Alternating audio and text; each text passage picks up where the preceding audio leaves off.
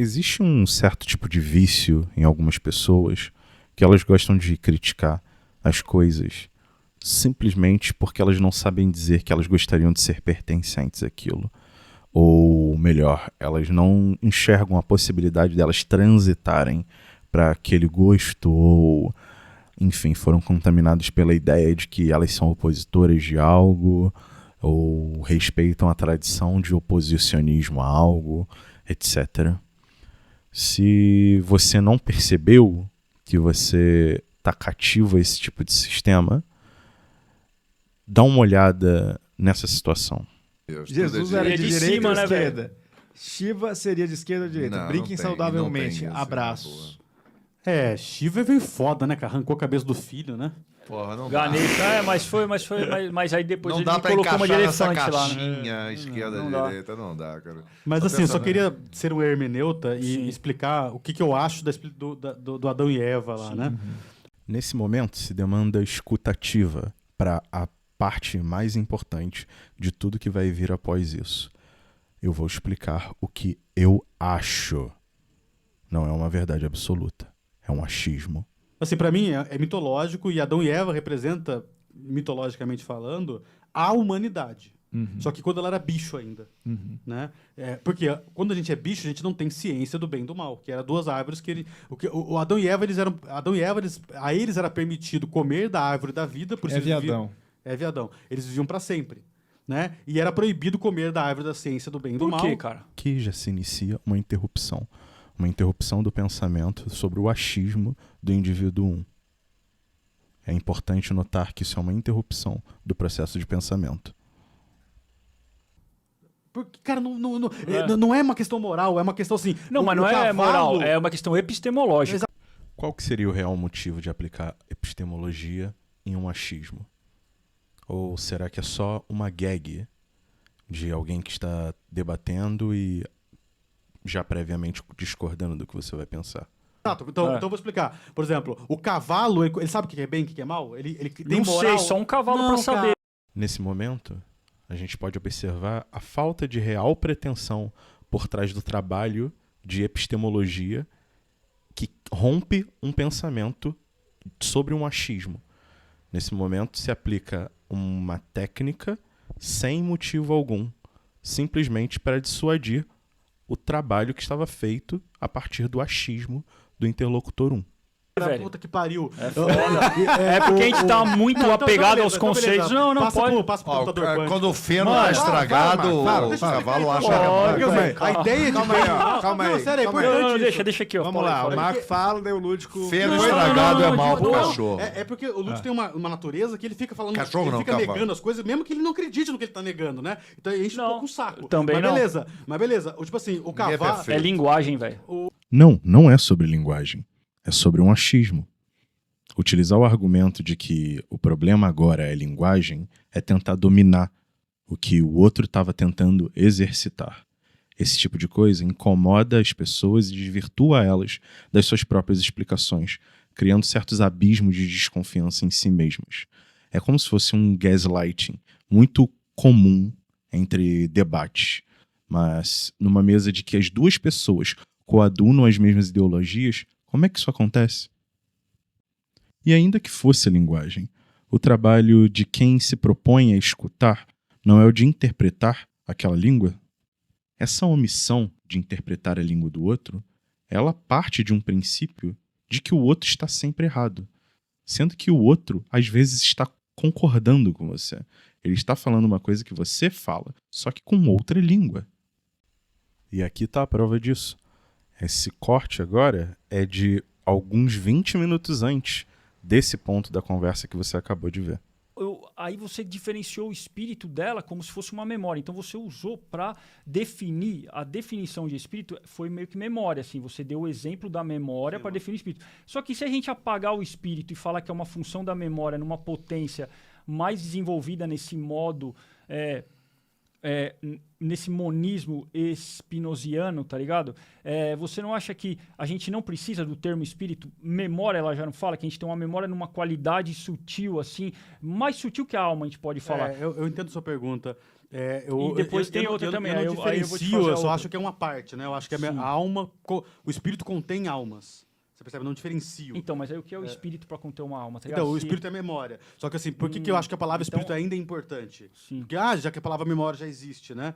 O espírito também, né? porque- Carregadaça. Essa daí é Carregadaça, fenomenologia do Tem espírito e o cacete termos, e tal. mano, que deviam ser, tipo, gol, Deus, espírito, essas palavras, elas tinham que cair em desuso pra gente baixar a poeira e trocar uma ideia mais na moral. E aí tem um outro lance Calma aí, de... calma aí, Isso foi só mal. responder essa. Desculpa, cara. Senão- Bem nessa situação que aconteceu no antigo podcast do Ben-Hur, nessa situação, os dois estão falando exatamente a mesma coisa, mas eles não conseguem concordar, eles não conseguem enxergar aonde os pensamentos deles se encontram. Tudo porque nesse lugar o lúdico está sendo uma pessoa que ele está apegado a criticar algo que é da parte da linguagem do outro.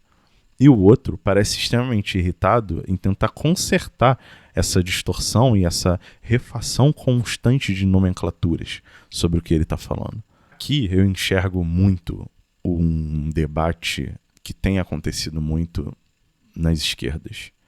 É um debate sobre o pós-moderno nessa questão. Um é sobre significar e o medo de significar de uma forma só. Esse tipo de medo, na verdade, ele parece ser um vício de alguém que foi... talvez um trauma de alguém que foi muito cortado, muito podado pela sua forma de pensar. Mas talvez seja necessário a gente dar 2 passos para trás e tentar escutar e tentar traduzir as coisas que o outro fala para o meu próprio linguajar. Esse tipo de serviço ele se torna fundamental hoje em dia, principalmente com o mundo globalizado da internet. A gente não quer falar todo de uma forma só. E as coisas vão ser distorcidas por homens maus. Ponto final. Não é pondo a nomenclatura certa ou escolhendo a sua doutrina ideológica perfeita que vai melhorar as coisas como elas estão. Pelo menos se você é do mesmo campo político, tenta aprender a converter a linguagem do outro para você. Tenta traduzir a linguagem do outro para você. Não sempre fazer o outro falar como você fala. Você pode até tentar, como eu estou fazendo nesse vídeo, explicar para o outro que existe uma forma de perceber as coisas, como tem a minha e tem a sua. Isso eu, por exemplo, estou explicando a minha agora para você, assim como eu acho que pode ser uma boa ideia para você. Você pode fazer esse exercício exatamente dessa mesma forma que eu estou fazendo. Mas aí eu estou caindo exatamente no que eu estava indo contra. Esse samsara que acontece, ele é uma piada de mau gosto dos diálogos. E como eu falo no conceito que eu tento digerir aqui sobre uma termodinâmica dos diálogos, às vezes a gente tem que saber o que é arrefecer, o que é deixar cair em entropia certas discussões. Certas discussões talvez não vão valer a pena porque as pessoas estão hiperfocadas em construir a linguagem delas. Você tem que perceber no seu grupo social ou na pessoa que você está acompanhando se ela está falando de uma forma que você quer traduzir o que ela está falando e você consegue adaptar ao teu pensar, ou se, na verdade, você quer realmente consumir alguém que fala exatamente como você. Esse tipo de monotonia, ela pode ser perigosa, mas ela também pode ser nutritiva numa forma de conforto, às vezes. Buscar alguém que fala exatamente da forma como eu quero. Mas entenda que, dentro do conforto, há a necessidade de um trabalho de interpretação, um trabalho que vai fazer algum tipo de risca na situação. A gente pode ver também essa mesma situação acontecendo na direita, nesse vídeo aqui. Eu não quero saber... Cara, foda-se o formato da Terra. Que tal essa teoria pra gente desenvolver? É o formato da Terra, a briga? Não é possível, cara. Às vezes esse é o assunto do momento de novo, né? Na Monarcolândia. Foda-se o formato da Terra. Que Mas tal não essa? ô Petri, não é sobre... É melhor se viver assim, foda-se. Eu espero que ela seja um patê de ganso flutuando pelo universo. Patê Não de é ganso, petit foire. Não é sobre o formato da Terra. O que a gente está falando é sobre a percepção da realidade, do que é real Uhum. e do que não é real. Tipo, você Tá. No Eu tô focado. filme Matrix, você seria o Sylar, certo? Quem é o Sylar do Quem Matrix? é esse? No filme Matrix tem um cara que tem O cara vê Matrix a direto. opção, ele faz um acordo com as máquinas Não, seria o Morfeu eu chegar pra ti e falar, cara, o que você acha de foda-se o formato da Terra? Nessa hora, o Petri, ele age com ética, porque ele assume que não tem interesse no assunto que o monarca está querendo que ele discuta com a linguagem que o monarca quer que ele utilize. O monarca está tentando converter de uma forma estúpida, de uma forma agressiva, como a que eu acredito que não funciona. E seja Se eu fosse Matrix, eu ia gozar em tudo. livre dessa, Eu vou gozar em câmera lenta. desse assunto que só te estressa, onde não leva a Monark tá só a calói. nenhum lugar. Que tal Mas essa? não me estressa, Petri. Essa é a verdadeira pílula vermelha. Foda-se o formato da Terra. Você... Não é foda-se também. Cara, é legal saber o formato da Terra, né? Eu fui convencido que a Terra é redonda. Porque eu acreditei bastante naquela história do tecido espacial e que a bola tá ali no meio, né? Do tecido do espaço-tempo, tempo relativo. Eu gostei dessa conversa. Mas pode ser que eu tô enganado, né? tomou a Pode ser que seja plana e eu seja um beta. pílula da prisão e você fica discutindo esses assuntos que Não. não levam a bosta nenhuma. Ô, Faz Petri, porra nenhuma, não faz bem pra você, não é um assunto maneiro, é um assunto completamente esquisito primeiro de... você tá parecendo lacrador de achar Obrigado, porque sabe por que eu tô aparecendo? Porque esse é a nova forma de irritar as pessoas que estão hoje no... Pega o Twitter, só tem conservador, xarope, tradicionalista... Mas, ô Petri, mas não é sobre isso que eu tô te falando. Ô Petri, espera um pouquinho. Então sim, É que eu... você tá traumatizado, cara. Esse é o E o Coca tá só de canto observando. a nova forma de Só no irritar as raio. pessoas que controlam as narrativas. Então, muito obrigado por me chamar disso. É isso que essa é a Eu não minha tô te chamando de nada, Petri. é mostrar para vocês que vocês se tornaram os novos esquerdistas, que vocês não aceitam nenhuma vírgula fora do que vocês acham que é certo, O Monarca é os novos que esquerdistas. vocês chamam o cara de gado, o cara de... Como é que você usou um monte de palavra aí? Olha só que interessante. Os dois estão praticamente falando quase a mesma coisa. Os argumentos eles ficam em looping entre os dois debatedores. Esse tipo de problema está sendo visto tanto na esquerda quanto na direita. Mas sabe o que é mais interessante de tudo? É o papel do cínico. E no humor, o cínico vale. Na mídia, o cínico vale. E vamos pôr aqui como os dois cínicos, não criticando eles, mas sim entendendo que, bom, eles estão lucrando mesmo e abertamente com isso. Um humorista, que seria o Orochinho, uma pessoa que trabalha pelo menos com piada, não vamos talvez dizer humorista, talvez sejam tempos ruins para usar essa nomenclatura, mas enfim. E o outro é o Yuri, que tem um podcast e quer, obviamente, que pessoas assistam a polêmica do seu podcast. Sabe qual é o grande ponto? Esse cinismo deles, um vai fazer muito lucro, o outro não vai. Por quê? Existe uma qualidade nos debates. Existe um peso e uma densidade nos debates e o que trata eles chatos ou não. Existe a necessidade de uma coloquialidade nos debates. Eu não sou a pessoa boa para isso. Eu sou a pessoa boa de pensar em como não engajar em narrativas opostas ao que eu penso. É isso que eu tento falar aqui. Em tentar não só também, mas também converter narrativas muito mais do que criticar elas. Então eu penso muito mais nesse poder porque muitas pessoas não estão exatamente politizadas pelas nomenclaturas. Elas estão politizadas pelas morais delas. Ensinar o que é ética e lógica dentro desses sistemas se faz necessário, mas para você adentrar esse campo, você precisa permitir-se entrar na linguagem do outro. É o mesmo princípio que o Paulo Freire vai falar com a psicologia do oprimido.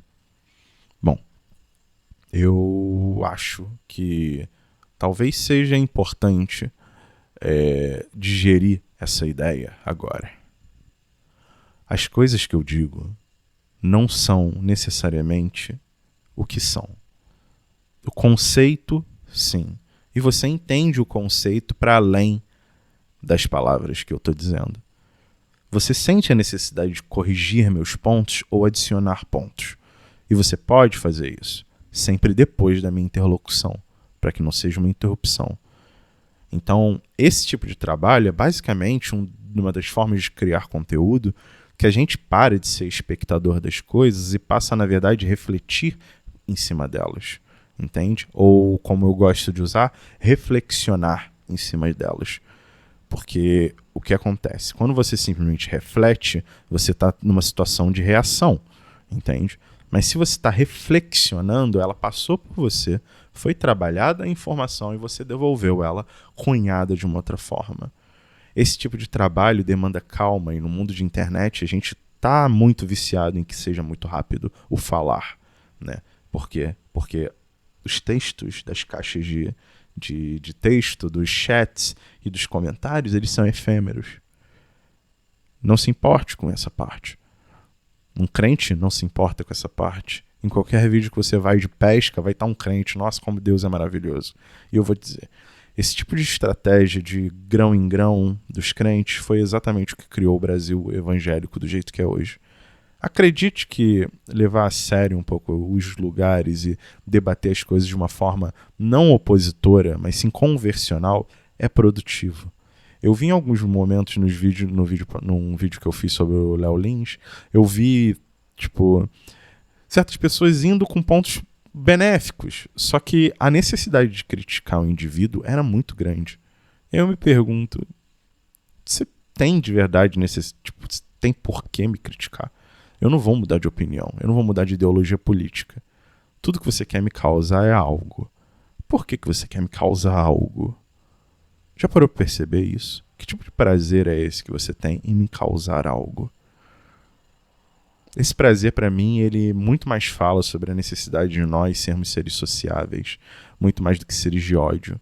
Eu não acredito que o ódio de verdade é o inimigo do amor. Eu acredito que o ostracismo é o inimigo do amor. Então, nesse sentido, eu deveria ser simplesmente ignorado. Mas se houveram aqueles comentários, é porque essas pessoas, de alguma forma, elas estavam tentando entender o que eu queria dizer. E não gostaram. E tá tudo bem.